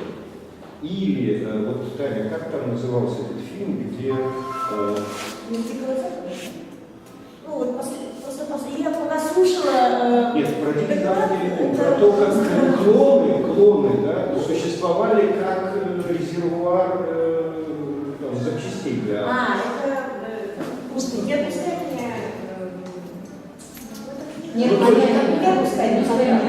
Ну, то есть, вот как бы художественное воображение позволяет выстраивать такого рода отношения. Да? И если мы возьмем, просто построим какие-то такие вещи на простейших основаниях. Мы привыкли, что человек есть порождение как бы двух. Да? Вот это вот случайность, о которой вы говорили и так далее. У человека два родителя. Ну и плюс создатель. Сегодня из Англии приходит новость, что узаконено рождение человека вот, в соответствии с биотехнологией от 3 родителей. 2 женщин и 1 мужчины, скажем. Да. Может быть, до 5 родителей сегодня. Может быть, до 5 родителей. Может быть, 1 родитель. Если клон, если мы вот как бы там рассуждаем о клонировании, то это 1 родитель. Но мы знаем прецедент партеногенеза, да, и 1 родителя. Ну и так далее.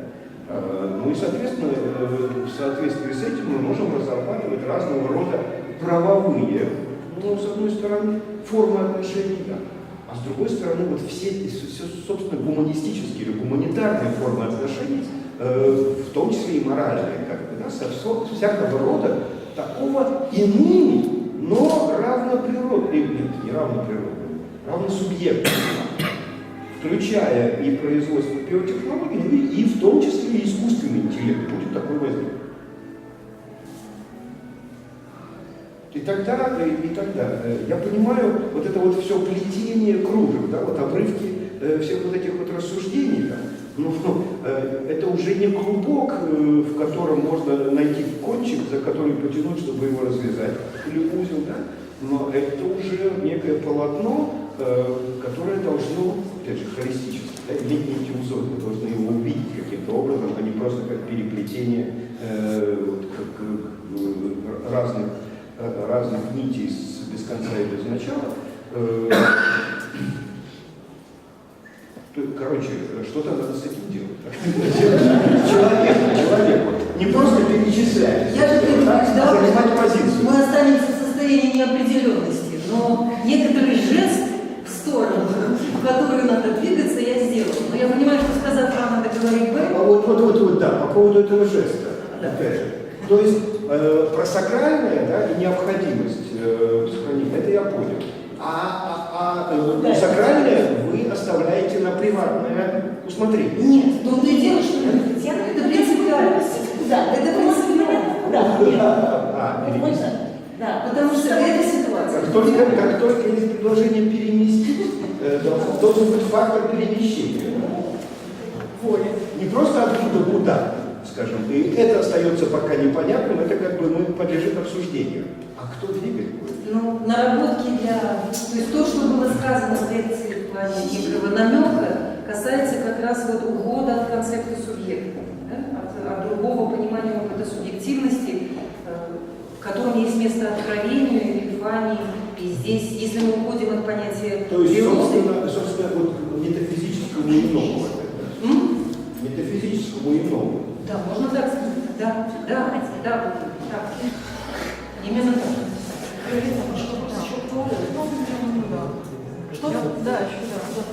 Да, у меня как совершенно понимательный вопрос, который связан вот с чем. Я не очень поняла, как дизайн проблематизирует, или, я понимаю, что он служит толчком для того, чтобы мы поняли, что одной из значимых предпосылок сознания современного человека является возможность удивляться самому себе. Вот он подталкивает нас в сторону осознания, удивления. Но а что принципиально такого в юридическом дизайне по сравнению со всеми там предыдущими изобретениями человечества, которые уменьшали, изменяли это удивление? Потому что когда-то люди могли удивиться самому факту, что они оказываются, они не бесплодны, это может быть ребенок. Они не знали этого до того, как они попытались изучать ребенка. Потом они там, в течение довольно долгого периода не понимали, когда именно он родится. Сейчас это есть какие-то контрацептивы, которые позволяют плюс-минус это предсказывать. Человек все равно уже до определенной степени запланирован. В этом смысле, если появляется еще генетический дизайн, то мы просто перестаем удивляться тому, что именно эта комбинация генов случилась, но мы продолжаем удивляться тому, как эта комбинация развивается в этих конкретных условиях. Как она реально работает, потому что это никогда не отличается, всегда отличается от того, как это было запланировано. То есть генетический дизайн оставляет огромную еще сферу для удивления. И тогда что в нем принципиально нового по сравнению с изобретением презервативов? Почему это должно нас подталкивать более сложную рефлексию? Да, спасибо за вопрос. Принципиально новым является то, что человек по факту взросления в какой-то момент входит в возраст, когда он понимает, что его биографический путь, в той мере, в которой он основывается на генетической конституции, предзадан не порядком природы, не Господом Богом, а конкретным решением конкретных людей. Вот отсюда рождается принцип права человека на то, чтобы не быть спланированным. Или, как вот в европейском этом акте, право на то, чтобы мой геном не был сманипулирован. Как-то вот примерно так цитата получилась.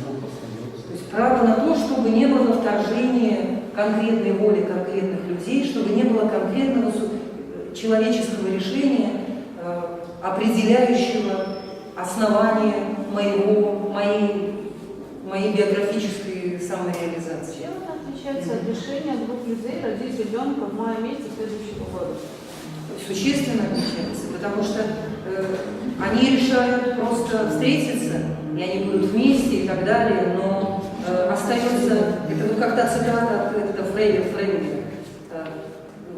сам процесс зачинания жизни, какие именно клетки встретятся и какой именно союз какого материала, сочетание какого материала запустит формирование физической основы будущей личности, это остается на волю случая и спонтанного природного процесса.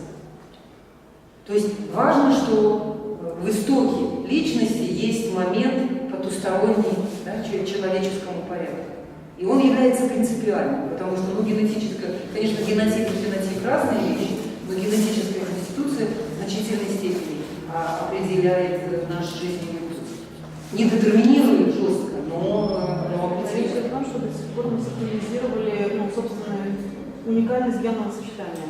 А сейчас эта сакрализация, она постепенно населяет. Просто сейчас мы понимаем, что оказывается, то есть когда стало возможно практиковать генную дети на заказ, формулируется в литературе часто полемически. Когда оказалось, что это возможно, мы обнаружили, что наше традиционное моральное самопонимание, оказывается, базировалось на принципе того, что этого делать нельзя. Вот здесь такое открытие постфактум происходит, как я это раньше назвала. Вы не удовлетворены? То есть ваш тезис в том, что нет качественного различия, а вы говорите, что есть. У меня просто есть небольшое смещение границы того, что я называю... Именно смещение границы между случайностью и свободой. Вот я говорю, что вы принципиальный характер носите до смещения границы. Да. А вы говорите, что нет. Принципиальность, Я тоже не вижу. я вижу само смещение, но я не понимаю его качественную, что именно переключилось такого. Важно именно наличие момента случайности очень значимого для того, что будет представлять собой человек по факту Можно я рождения. попробую? Да. Можно я А я в этом месте ровно вот связь. Позволите, Валентин?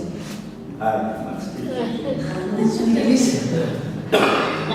Понимаете, какая штука? Вот, судьбы людей очень часто выводят субъективно нас на то, чтобы найти ответственных за то, что с нами происходит. Вопрос ответственности. Да.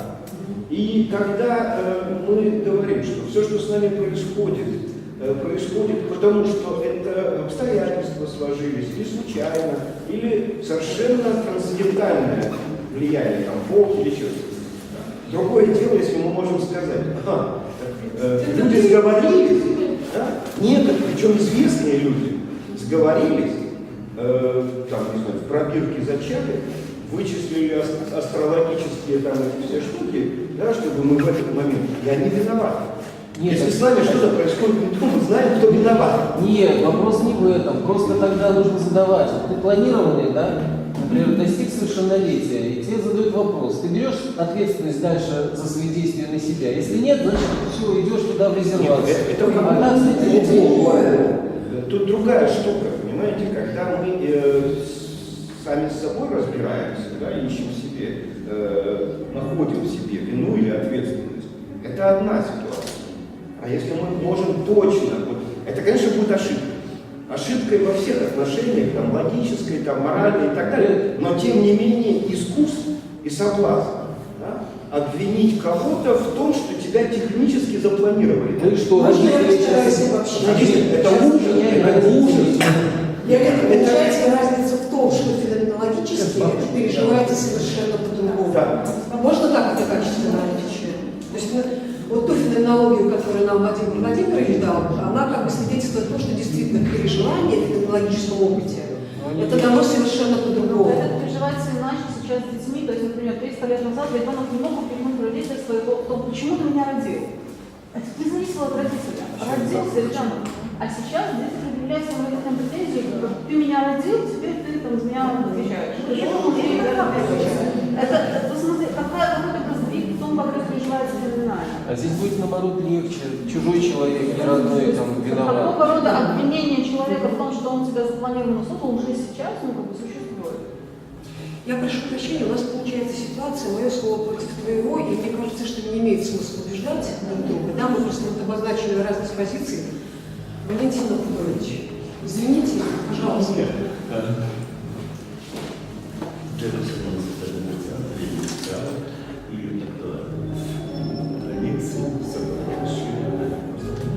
А может, чуть-чуть? Так, ну дякую. Это класно і щиро, і не просто конкретно.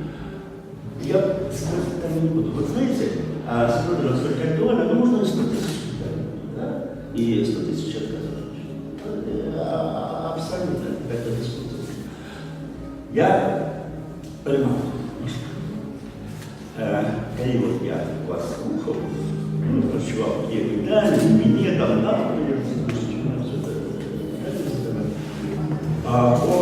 я сказал Виктору Wittgensteina, я некалькі разів навіть в своїх текстах уживав эту цитату, але не пам'ятаю докладно, но прикладно так. Коли відбувається злом епохи, то всі ті питання і проблеми, які століття були страшенно актуальні, бороду витирали і все остальне, люди сплачались, пересостралялись, а потом так, и все. И вот у меня такое ощущение, что и романтизующие вот то, что председатель романтизовал, как он называл, да, и уже уходящий на тур. Я зараз нейтрально потлумачу. Я прочитал, что вы избираете конференцию, да, и там спрочались гуманитарные технологии. Я подумал, что напишу послесловие детства. И он назывался так. Человек як гуманитарная функция технологичной цивилизации. То есть человека уже перетворяется в функцию цивилизации, гуманитарную функцию. Да? Коллеги, попередний час, в якому мы ссылаемся на его деятельность, на сакральность и все остальное, технология и техника были функции очеловечивания человека, то наша политика выглядает как раз так. Человек опирается только гуманитарную функцию самой жизни. Уже автоматизированно не треба человек себя, не сам. И так все заважно. Мы уже не головны в этом свете, а ты очень персонально. И в этом свете, где мы будем только функции, все человечество, гуманитарной функции цивилизации, конечно, наши и всех поколений, наши, значит, программы сакрализации, слова сакрального уровня,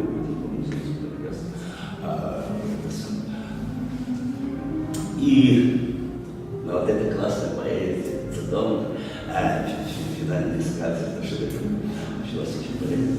А вот, не про. Я не знаю, что это про то, я вот не хочу это сказать.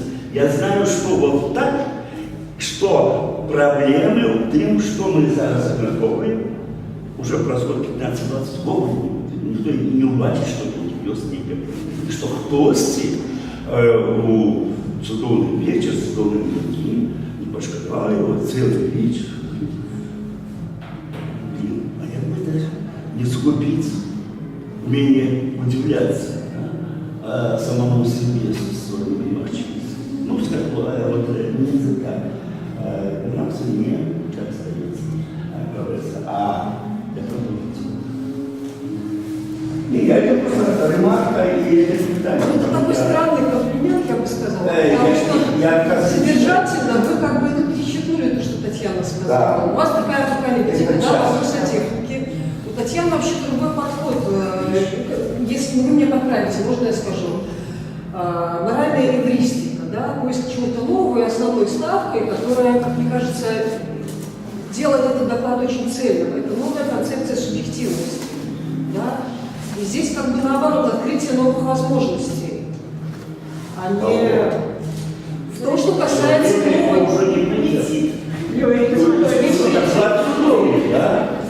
Не треба, а это самое. Но я просто не бачу, что этот человек, про якого Татьяна говорит,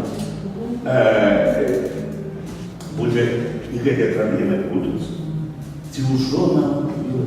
Вот 1-2 стоит таким человеком, а 99,9% в огуле еще не планированы ничего, и они уже планированы вот дискурсом технологичным, и уже им до головы не приходит сдвигаться. Вопрос один. Давайте. Здесь ты как это просто? Нет, я не говорю, что я боюсь. Валентин, Я не буду даваться в долгий комментарий, но я ограничусь вопросом на ваш комментарий. Мне кажется, было бы важно определиться, что вы, на каком основании вы определяете человека как все еще гуманитарную технологию. Вы говорите, что мы переходим в какую-то эпоху, когда речь будет идти о том, что человек будет гуманитарной функции технологического мира. Я думаю, что многое прояснилось бы, в том числе в нашей возможной дискуссии дальше, если бы вы прояснили, что позволяет вам определять эту функцию все еще как гуманитарную. Приглашаю вас на религийность. Традиционных каштонов, любимая наша с вами Татьяна метафизика ляснулась. Тотально ляснулась, да? Фундаментальная антология бытия разом с Хайдегером создалась как пригожая маленочек из минулого и так далее. И вы вот лекцию, курсу лекцию глядели, куда вы глядели? Нет, вы не на меня глядели, не на Мацкевича, а в эту дирку, которая называется «Чудя». Конечно, на свой концерт. Да. Вот. И все. Не знаю, какого С одним соглашусь. Определенный тип метафизики, цитируя Рудовича, ляснулся. Но это значит лишь одно, что уже прокладывает себе дорогу какой-то другой тип метафизики. Хорошо быть в тренде и понимать, куда вы движетесь. Может, или даже как-то участвовать в подаче знаков. У меня есть два вопроса, которые я очень боюсь не успеть задать. Да? Я долго терпела. Да? Даже, наверное, Можно один ящик? я могу, что никто не очень не хочет. Нет, пусть будет два, но вы ответите да нет. Да? Вы как бы вот, вы чувствуете какую-то новую, может быть, постметафизическую концепцию субъективности, да? Новый способ отстраивания субъективного опыта. Да? Вы говорите об интеллектуальных свидетельствах. Там кто-то пишет, кто-то говорит, да? Можно ли указать на какой-то вид практик, да, неинтеллектуальных, которые свидетельствуют о такого рода как бы, вот, субъективности, опыте субъективности? Для меня феноменологическое описание является практикой. Повседневных практик, которые люди не рефлексивно. Не Не история рефлексивна. Да или нет хотя бы? У нас времени мало. на уровне обыденного сознания. На уровне повседневных практик, да. То есть одно дело там философы умные говорят. Мастер доказательств, а вот, например, так человек выстраивает свою субъективность, вот это. Ну, я уверена в ответ, я скажу, что я думаю, можно, но надо подумать. Хорошо. Второй вопрос. Вы говорили о вот именно новом возможном опыте субъектности. Я не поняла, там вообще момент выбора, самозаконодательности, выбора себя, он присутствует в какой-то мере или нет? Вот в этом удивлении. Если присутствует, вообще мне это напомнило психоаналитические подходы, где речь идет о такие, может быть, не совсем фрейдистского характера, да? Где речь идет о самозаконодательности, все равно я выбираю себя, но я учитываю случайность, неопределенность, бессознательного, телесности, но все равно, МОС важно, да, как говорил еще Фрейд. Это вот что-то, то есть вопрос про момент самозаконодательности, выбора самого себя в условиях неопределенности. Просто не он является первичным конститутивным актом в грани субъективности, в ее в завязывании этого узелочка субъективности, этой ракушки. Потому что до сих пор мы все время упирались в одну, классическую. Это самое основание, да, самоучреждение, такое авторитичное классическое. И весь дискурс прав человека тоже опирается на этот классический образ субъекта, как самозаконодатель. В этом достоинство человека. Он разумный самозаконодатель, возможно, это самоопределение, и можно разумно управлять самим собой. И разворачивать тогда поле объективного такого разума, где мы равны и можем удостоверить наше достоинство. То есть мы все время в рамках этого концепта автономии. Отсюда начинается высокий европейский гуманизм. А оказывается, не отсюда. Мы просто обязаны на конференцию доклад нам развить. Извините, пожалуйста. Хочу вас запитаться. Скажіть, будь ласка, добре, я стримуюся, у нас було краще в будущем оптимальную такую ситуацию. Новые люди з'являються дизайна, задумки. Прежде всего, в мировых полах, разумею, что в мировых технологиях, разумею, специальности. Они остаются, для меня, в принципе, процесс производства життя, он має певну модель. Я говорю, бывает, да, там есть насыщенные такие вероятности, звучания, начиная от коммерции, красивой, все справа. Внутри, конечно, да, много всего неопределенного, но я вижу, что это конкретная ситуация, в которой завжди есть в контексте выборов, то есть ее вероятности. Все это, в принципе, закономерно. Природная да, конечно, это внутренний, так сказать, такой уже финансовый доходит.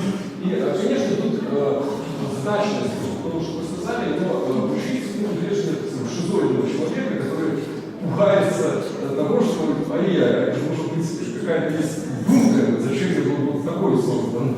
А природа уже знала, какими могут быть вороны, в повинности со своими законами, но проект тонких проявлений данных законов природы. Много всего.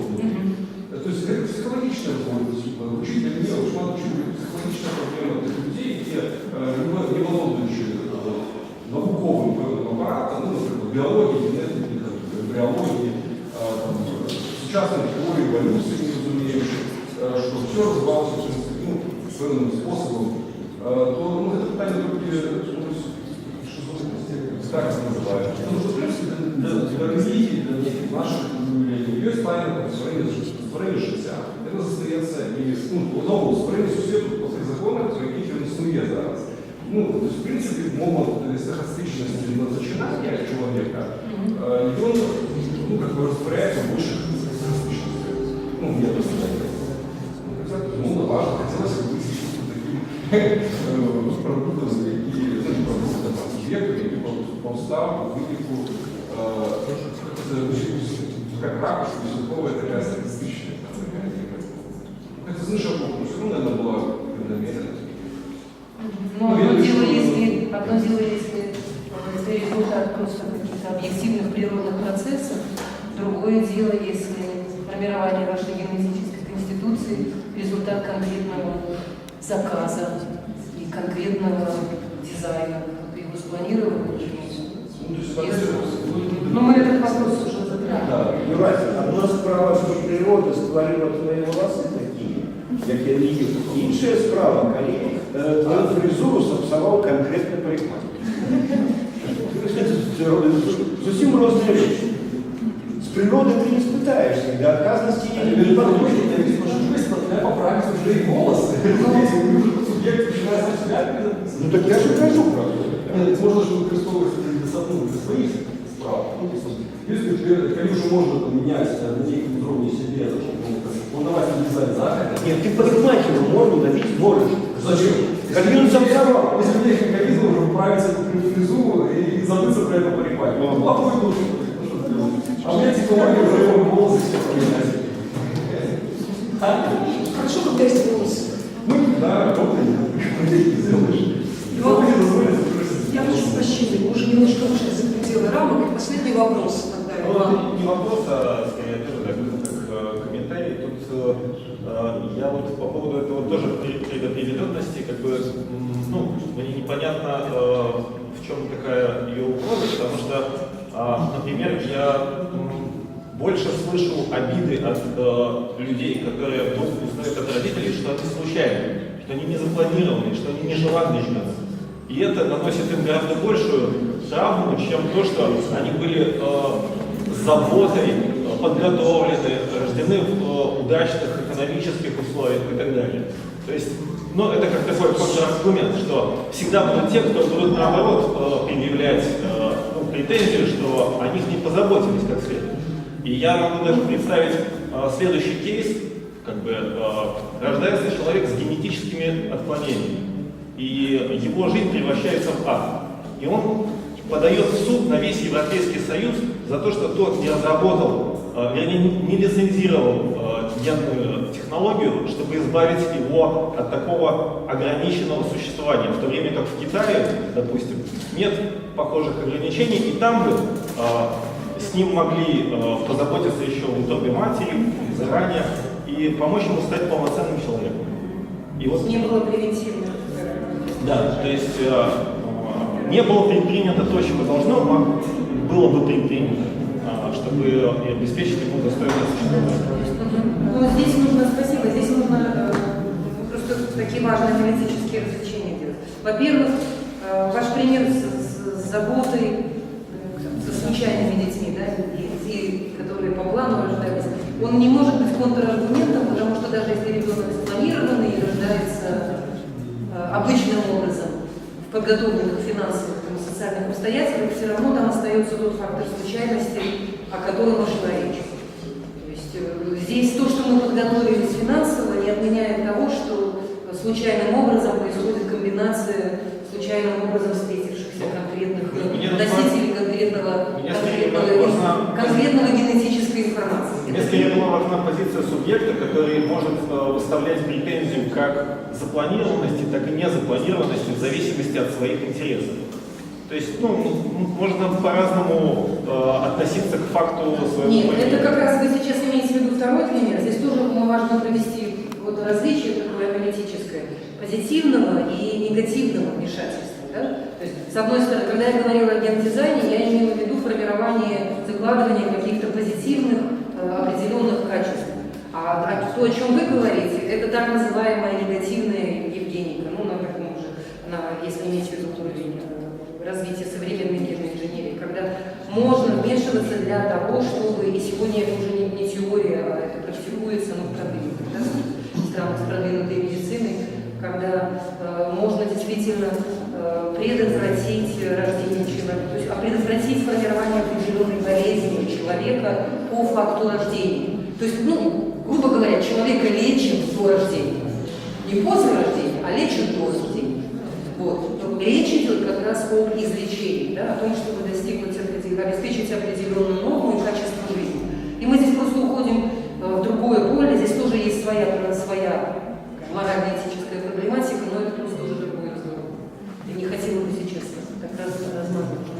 Но учитывая, что предыдущие и эта реплика, можно еще все равно возвращаемся к этому примеру со случайностью рождения.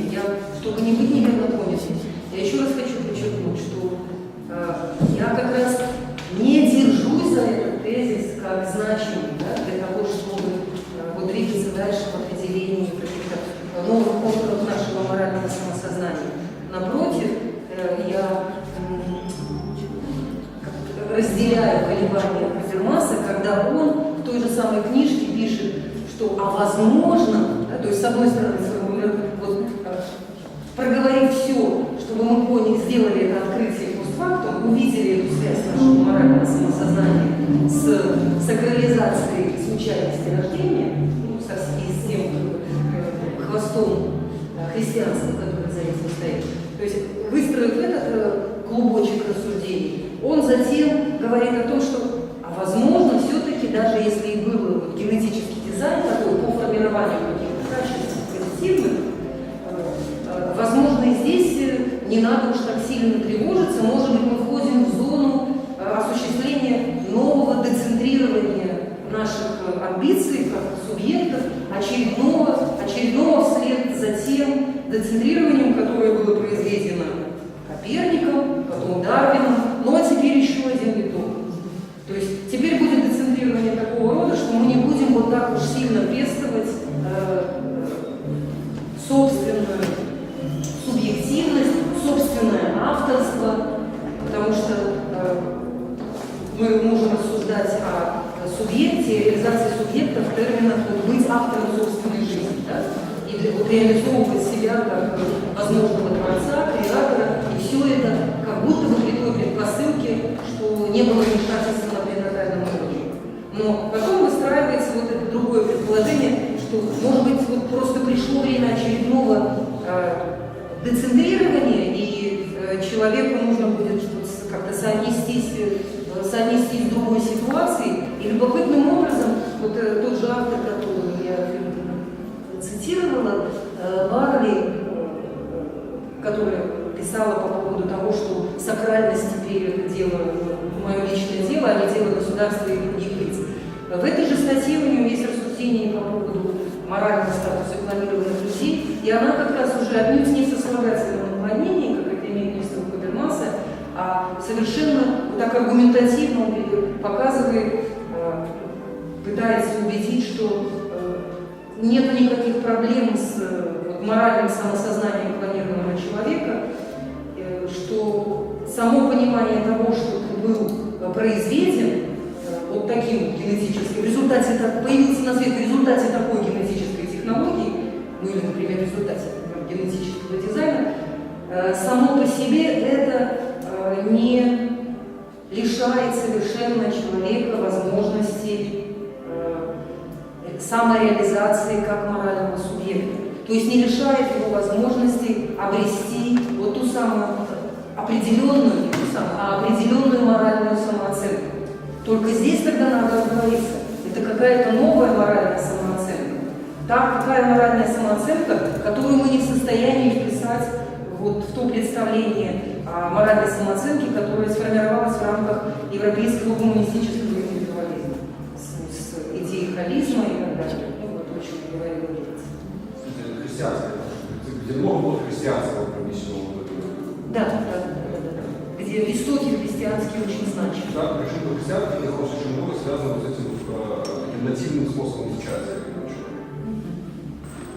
Да, сакрализация процесса, безусловно. Да. Мы можем на этом закончить? Я не знаю. Не можем, потому что мы должны ее закончить, или мы должны упорно искать. Нет, мы должны искать, но уже в другое время в формате. Спасибо вам большое. Я Спасибо за вопрос. Разговор такого уровня с собеседником – это большое удовольствие. Да, если не сказать больше. Спасибо. Спасибо.